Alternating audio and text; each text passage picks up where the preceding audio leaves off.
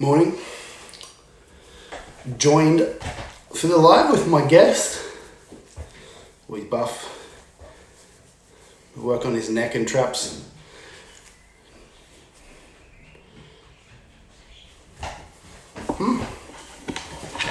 Hello. Oh, he wants to go eat.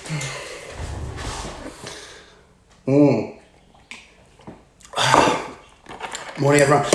So, geez. So today I was wanting to talk about exercises and regressions and progressions. This came up because, yes, Tank, you can't get out. This came up because I wanted to chat for Coach's Corner with Ben, Jason, Jordan, Charlo, and Jamie Smith, coach. We talked on a few different subjects, and this one came up and kept coming back into the conversation as to an important skill that coaches should have. And it reminded me in the past, I've actually done seminars on this in the past at commercial type gyms. I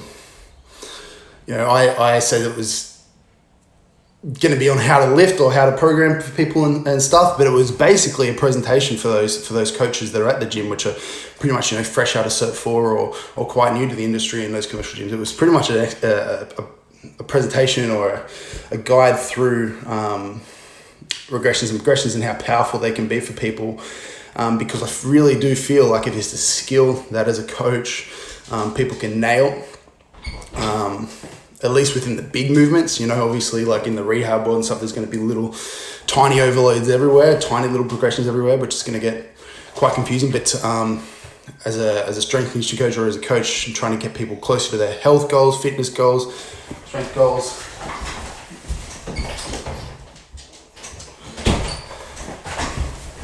Tank wanted to get out. It can be really powerful. It can be really useful to at least know the regressions and progressions within the patterns of the big lifts, of the squats, the bench, the deadlifts, the rows, the presses, the reaches, all this little tiny stuff.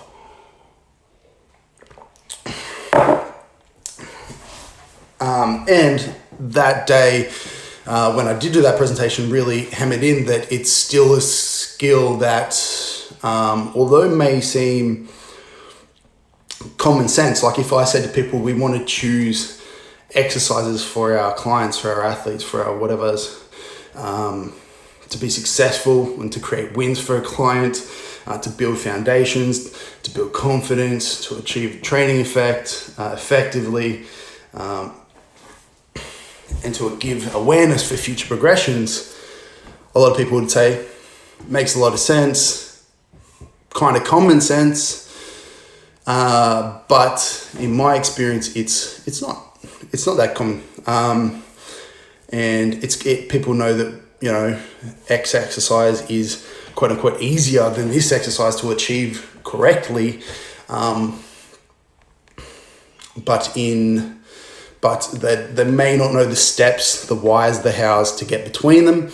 They may not know, they may not take into consideration a person's particular goals or particular histories, and just kind of pick the ones that they have biases towards or the ones that look the sexiest for Instagram or whatever.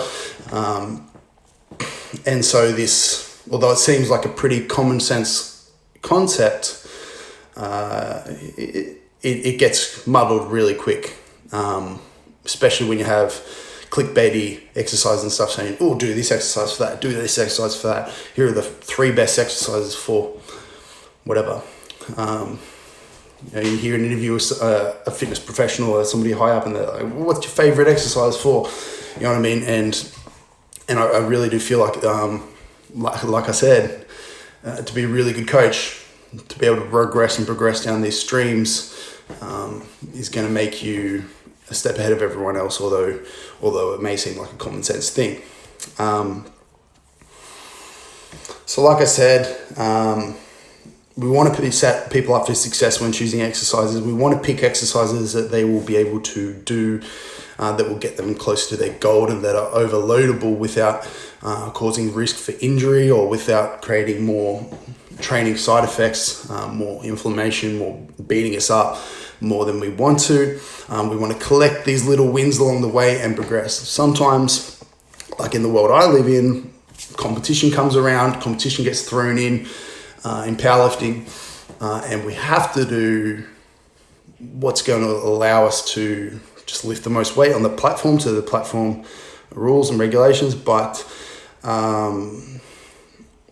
long term, we may just do that for a quick phase into a comp or something, and hit that just for as necessary to express that strength, and then go back to the building upon the foundations below, and go back to the exercises that we can pick. That are going to get people, like I said, and going to allow them to do the lifts successfully, use the correct technique, overload in the right way. Because you'd be surprised what you can get away with. The body's very adaptable. I've seen people in powerlifting specifically, because like I said, in powerlifting, it's very easy just to go like squat, bench, deadlift. I'm just going to jump to, low bar, big arch bench press, whatever deadlift, big competition deadlift, and I'm just going to slam them. I'm going to do heaps of them, and not really worry about the foundations or the regressions before it, because they're not as badass. I can't lift as much weight, and just hammer them out. And and you'll be surprised how far you can get with that approach, because at the end of the day, specificity, you're going to overload. The body is stupid adaptable. I've seen people with maybe what I perceive as, I don't want to say wrong because it's not the right context, but what I perceive is maybe an inefficient technique, a technique that may beat them up more, that are just strong as hell, just putting up gigantic numbers, and the body adapts. The body adapts. It'll build strength through that pattern that you're putting them through over and over and over, and you'll get stronger. It's not to say that you won't. It's just maybe you put a ceiling on it a bit too early because you haven't built the foundations. Maybe eventually grinding on those joints, tendons, ligaments, whatever, is going to eventually come back to bite you. If you haven't figured out already, it's probably going to be a bit of a random all over the place chat, this one, because there's not one system that defines the regressions, progressions. It's based off individuals, it's based off goals, it's based on a lot of things. Like if I go through a couple of things that determine maybe where we should start, and then a couple of rules to regression and progression, that'll open that light. So things that maybe we would consider starting somewhere, where we should start people on this chain, assuming that they just want to generally get stronger, bigger, healthier, better, whatever. We don't need to focus on directly on powerlifting for the moment, because it kind of just ties in once you get it. But go to a gym, have a look around. There's going to be people doing big stuff well beyond their ability. Maybe the things that they should consider where they start at. If I had somebody come to me, this is the kind of questions that I'd be looking at. I'd be looking at what's the goal, first of all? Do they want to compete in powerlifting? Do they want to just get bigger, stronger, better, whatever? How much time do we have toward that goal? Is there a time on it? Are we 6 weeks out from a comp? Are we 6 months out from a comp? Are we don't have a comp? Are we just looking to improve generally and be pain-free and get bigger, stronger, generally, that sort of thing, be healthier? What level are they at? What kind of foundation are they at? If they're brand new to the gym, were they a sporty kid growing up? Do they have a bit of a foundation? Can I run through, do they even know what exercises are? Do they know how to move in general? Have they had some of that background that's put them there? If they're an athlete, if they're a powerlifter and stuff, can I look at their technique in squat, bench, deadlift and see breakdowns? And straight away, progressions are going to come into a coach's mind if they know what they're doing without even kind of thinking through this process. But still, So where they're at level, what level of advancement they're at, how specific are we going to have to make them train toward their goal? How's their current recovery and fatigue? Have they handled the nutrition? Have they handled the sleep? Have they handled the daily stresses? Are they getting a lot of fatigue from outside general stresses that aren't their training? Are they currently fit? Are they currently strong? Are they currently at a high level of athlete? Do they have a bunch of past injuries? Do they have a bunch of past little niggles? Do they have a history of things which kind of they keep doing that keeps beating them up? Why are they coming to you in that front? What's worked in the past for them? What exercises have worked for them in the past? What's allowed them to get ahead? What just passes the feel good, looks good test of exercise? Like, what do they just feel good doing? Like, what do they feel in which muscles and whatnot? How's their mental game? Are they willing to commit? Are they willing to put in the work, the hours? Are they if I draw out this immaculate program, well, crazy thought out program, is their adherence going to be there? Is that like, because if it's not there, is it really going to matter? Are they willing to be consistent and sacrifice a little to get towards these goals? Like, how committed are they towards these goals? So I mean, we could just keep going on, but how all of these are going to determine where we start with a person, what their program is going to look at from an exercise prescription, progressions perspective, and how do I continue to push them and overload them to get them better, and just progressing and regressing through exercises is going to be a super good way to do that. That's not just add load like most people do to exercise. Most people walk into the gym, they say, I've seen squats done by really big strong guys that I follow on Instagram, so I'm going to do some squats and I'm just going to aim to go heavier each week. And like I said, your body's adaptable, it'll work, but having a progression stream to work up through is going to be a much better long-term way, because you're going to beat up less. You're going to learn techniques easier without having to think 50 different things during the lift. We don't want to do that. So like I said earlier, I want to choose exercises that allow people to be successful. I don't want to have to go, hey, do this squat and here's 50 cues associated with it that you need to think about while you're doing this. So I want you to think about every single joint in your body and start to worry about that stuff in depth. If we can give them a low-level squat, if we can give them a goblet squat, or even less, progressing to like a static position on the ground or something like that that represents the position that they're going to be in during a squat, depending on where they're at, we can use that going forward. For example, like I can put them in a goblet squat or something and go like, all right, do this. They do it, they get it right, they feel the right muscles, they feel their abs, they feel their quads working, they're not getting hip flexors beat up, the back's not getting beat up, all this kind of stuff. And then from there, I can progress them up through the chain, maybe to, let's just go to the end and go to a low bar squat, competition squat, and go like, hey, remember what that felt like. Remember remember how I cued you to do this and what that kind of felt like in your abs or in your hamstrings or in your quads or in the whatevers. That's what I want you to go for now. That's how I want it to feel.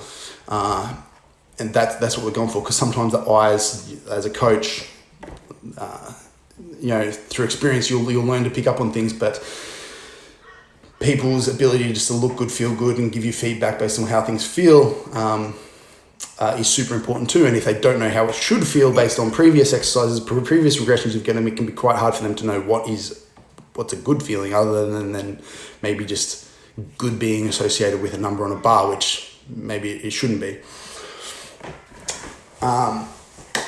So once we've got our starting position, once we've got our program, written out with the right exercises, what we perceive to be the right exercises based on all those previous assessments and whatnot, we can start to progress things. We can start to challenge positions. If we had to start on the ground, like I said, if we had to start on a back or prone on the ground or something, maybe we can progress to a kneeling position, maybe we can progress to half kneeling position, maybe we can progress up the route.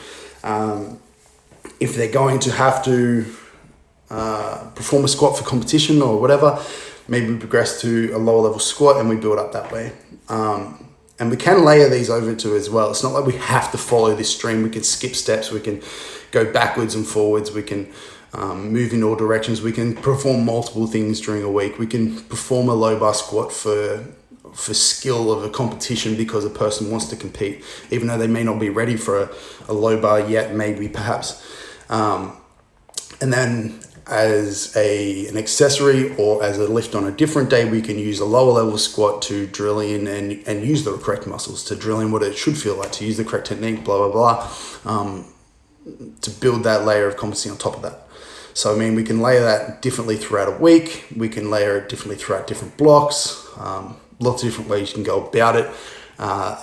But, I mean, in that particular example, a powerlift is always going to end up at a competition low bar squat, whatever it is. And so we still need to put them in there, which kind of sucks. But for a person that's generally, I wouldn't even bother there. For a general person that just wants to get bigger, that just wants to get stronger, we don't ever need to get there. We can just go to a safety bar squat. We can just go to a dumbbell press. We can just go to an RDL or a trap bar deadlift or something like that. That's a bit easier to achieve the desired outcome.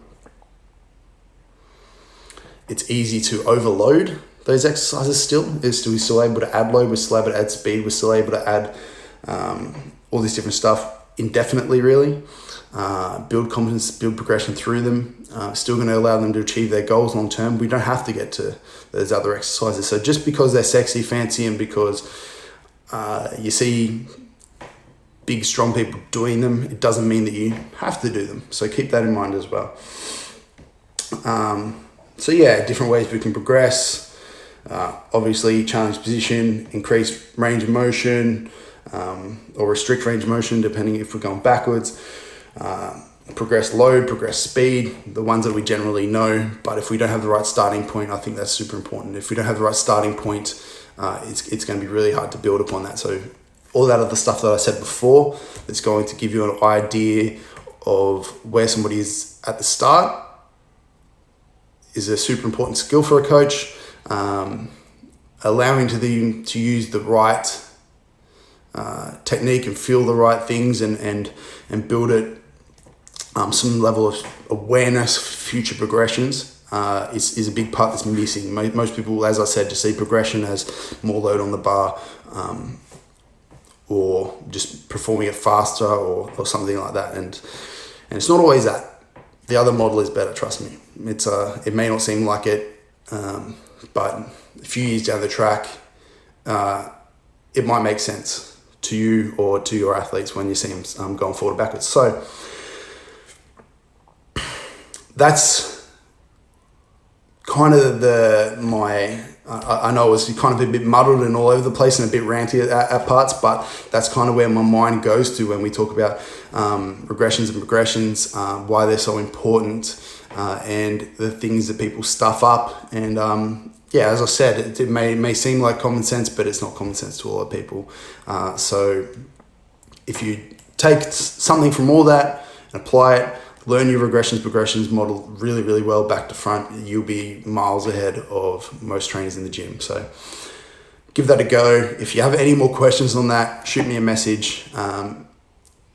If you're not sure if you're doing something correctly and you're not sure whether to progress or where to go next, let me know and I'll try to help you out. Until then, I will see everyone next Tuesday, same time, same place, for another subject.